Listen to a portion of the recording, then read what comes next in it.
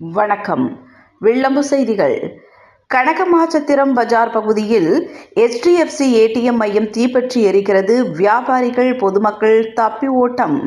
திருத்தணி அருகே கனகமாச்சத்திரம் பஜார் பகுதியில் HDFC தனியார் ATM மையம் பச்சப்பன் நாடார் என்பவரது கட்டிடத்தில் செயல்பட்டு வருகிறது.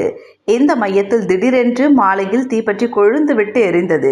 ATMல் இருந்த 10 லட்சம் ரூபாய் பணம் என்னானது? அருகிலிருந்த கட்டிடங்களுக்கு தீ பரவாமல் இருக்க உரிய நேரத்திற்கு தீயணைப்பு படை வாகனம் வரவில்லை என்று பொதுமக்கள் குற்றச்சாட்டு தெரிவித்துள்ளார்கள். சம்பவ இடத்தில் தீ விபத்து ஏற்பட்ட பகுதியில் பொதுமக்கள், வியாபாரிகள் தப்பி ஓட்டம். கனகமாச்சத்திரம் காவல்துறையினர் சம்பவ இடத்தில் பாதுகாப்பு பணியில் ஈடுபட்டு வருகின்றனர்.